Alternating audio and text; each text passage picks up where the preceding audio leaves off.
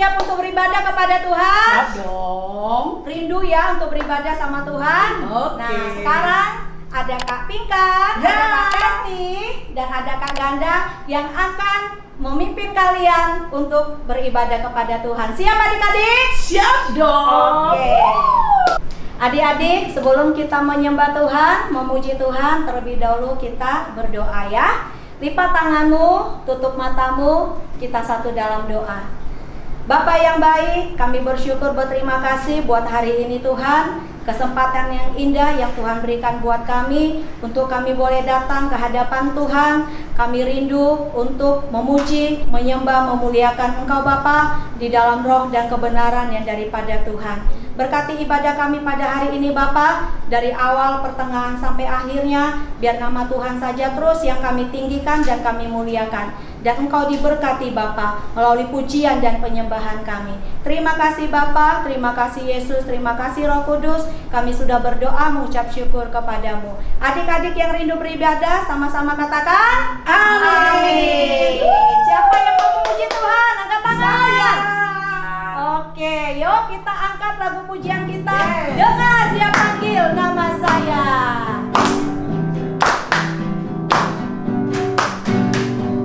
Dengar dia panggil nama saya, dengar dia panggil namamu, dengar dia panggil nama saya, juga dia panggil namamu. Oh giranglah, Oh giranglah, haleluya.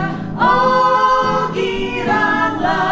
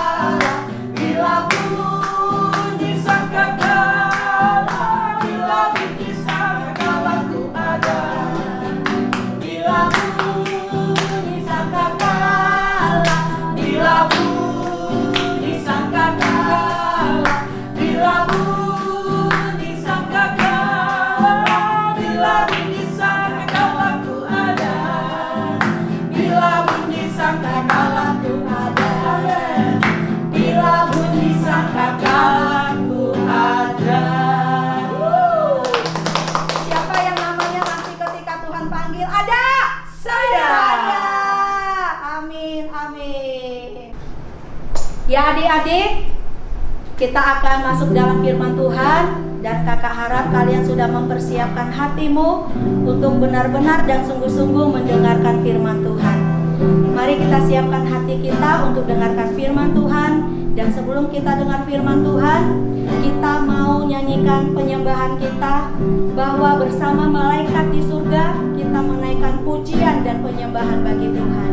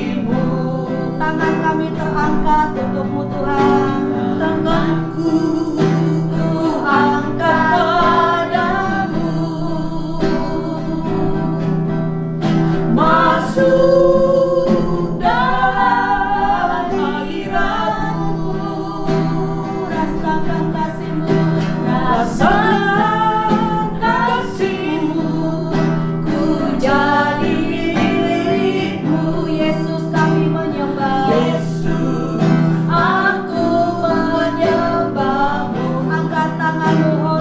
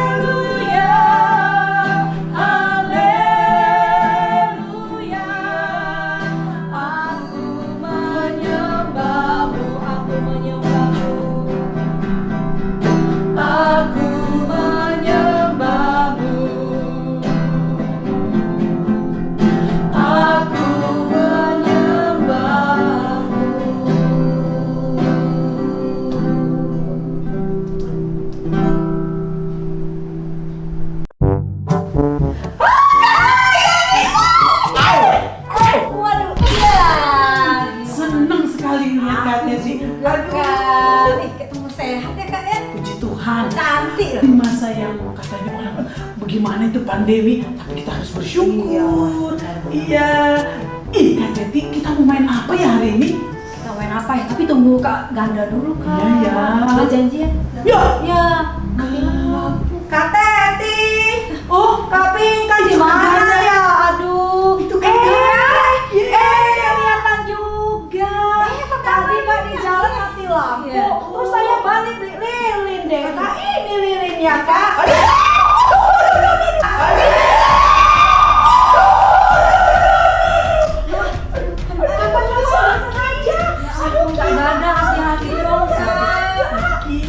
Sakitnya di sini nih, sakit di sini. Aduh.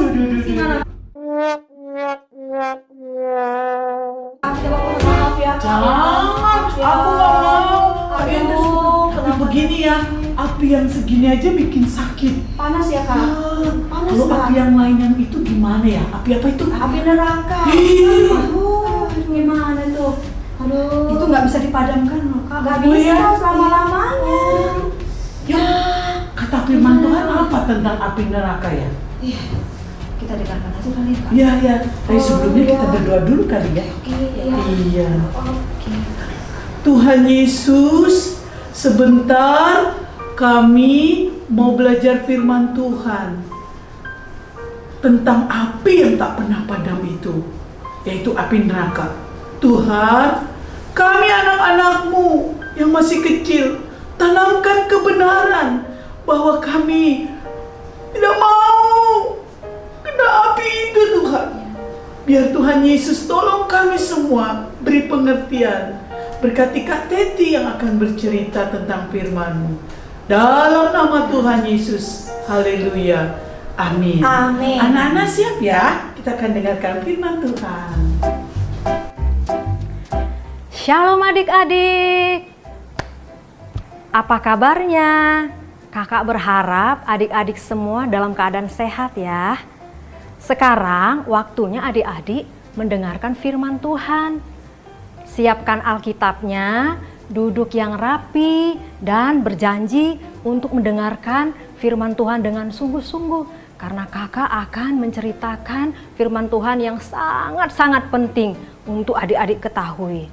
Sudah siap adik-adik? Adik-adik, beberapa minggu yang lalu kita sudah memperingati kenaikan Tuhan Yesus ke surga. Nah, Tuhan berjanji akan datang kembali. Itu artinya dunia yang kita tempati ini akan berakhir. Tuhan Yesus datang sebagai raja dan hakim yang akan mengadili setiap orang, tidak terkecuali, baik yang besar maupun yang kecil, baik yang sudah tua maupun yang masih muda, masih kecil, sama seperti adik-adik.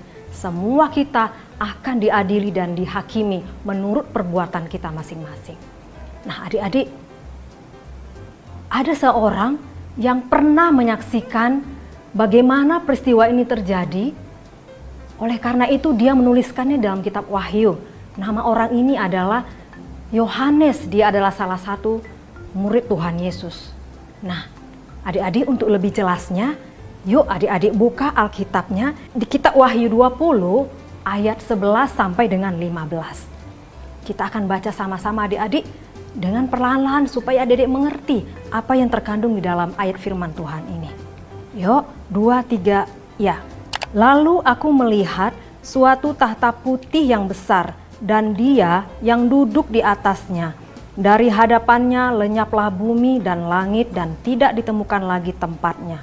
Dan aku melihat orang-orang mati besar dan kecil berdiri di depan tahta itu. Lalu dibuka semua kitab dan dibuka juga sebuah kitab lain, yaitu kitab kehidupan.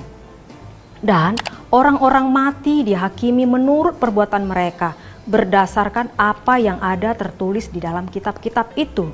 Maka laut menyerahkan orang-orang mati yang ada di dalamnya, dan maut dan kerajaan maut menyerahkan orang-orang mati yang ada di dalamnya, dan mereka dihakimi masing-masing menurut perbuatannya. Lalu maut dan kerajaan maut itu dilemparkanlah ke dalam lautan api. Itulah kematian yang kedua, lautan api. Dan setiap orang yang tidak ditemukan namanya tertulis di dalam kitab kehidupan itu dilemparkan ke dalam lautan api itu. Wah adik-adik, kalau kita membaca ayat tadi, ternyata di hari penghakiman terakhir nanti ada nama orang-orang yang tidak tercatat di dalam kitab kehidupan.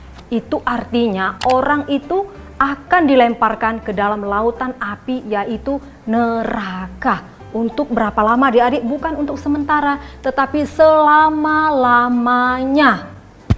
Wah adik-adik, kita pasti sedih ya mendengar hal ini. Nah adik-adik, apakah adik-adik semuanya yakin nama adik-adik sudah tercatat di dalam buku kehidupan? Nah adik-adik, ternyata orang-orang yang namanya tidak tercatat tadi dalam buku kehidupan itu, yang berdiri di hadapan Tuhan untuk diadili itu, mereka ini sebenarnya semuanya adalah orang berdosa.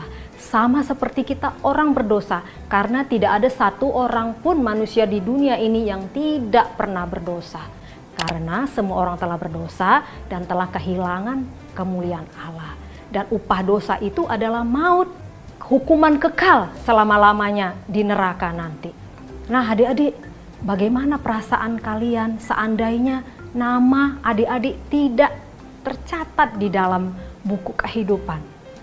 Wah, kita memang harus dihukum adik-adik, karena Tuhan itu adalah Tuhan yang adil, setiap dosa harus dihukum. Kita akan dilemparkan ke dalam api. Nah adik-adik, siapa yang mau namanya tercatat di buku kehidupan? Angkat tangannya. Pasti semuanya mau adik-adik ya. Tetapi kakak mau menjelaskan dulu, kalau namanya tercatat di dalam buku kehidupan di sorga, ada persyaratannya. Persyaratannya apa? Persyaratannya adalah orang itu harus percaya dan menerima Yesus sebagai Tuhan dan Juru Selamat pribadinya dengan sungguh-sungguh, bukan karena ikut-ikutan. Kalau dipikir-pikir, sebenarnya seharusnya manusia tidak perlu lagi diadili. Karena kenapa? Karena semua orang sudah berbuat dosa. Tidak ada manusia satupun di dunia ini yang tidak pernah berbuat dosa. Karena semua orang sudah melakukan dosa dan telah kehilangan kemuliaan Allah. Dan akibat dari dosa itu, kita harus dihukum dan dilemparkan ke dalam lautan api. Tetapi karena Yesus mengasihi kita, karena Tuhan tahu hanya melalui Dialah kita bisa diselamatkan dan terlepas dari hukuman kekal itu, Tuhan Yesus sendiri melakukannya dengan mengorbankan dirinya di kayu salib, mati untuk kita, memikul dosa semua umat manusia. Tetapi dengan catatan bagi orang yang mau menerima. Itu berarti ada orang-orang yang tidak mau menerima. Lalu bagaimana dengan orang-orang yang tidak menerima Yesus sebagai Tuhan dan Juru Selamat pribadi dalam hatinya? Seperti yang tadi kalian baca, bahwa orang-orang tadi yang namanya tidak tertulis dalam kitab kehidupan itu, mereka lah yang akan dilemparkan ke dalam lautan api. Adik-adik, kalau tadi kalian menyaksikan bagaimana Kak Pinkan menjerit kesakitan karena terbakar oleh api yang kecil. Itu masih api yang kecil loh adik-adik. Bagaimana kalau apinya yang besar, sangat besar. Bahkan bukan hanya sebagian tubuh yang terbakar, tetapi seluruh tubuh. Bahkan tenggelam di dalam lautan api itu. Kita tidak bisa bayangkan betapa ngerinya, betapa menakutkannya, betapa menyeramkannya neraka itu. Oleh karena itu adik-adik, mulai sekarang adik-adik harus ingat bahwa pengorbanan Yesus di kayu salib sudah selesai. Dan kita harus benar-benar percaya dan yakin Dia datang untuk kita menebus dosa kita. Adik-adik, maukah adik-adik kakak pimpin untuk berdoa bagaimana caranya supaya adik-adik, nama adik-adik tercatat di dalam buku kehidupan? Adik-adik siap? Oke. Sekarang adik-adik lipat tangannya, tutup matanya, buka hatinya, dengan sungguh-sungguh kita akan berdoa.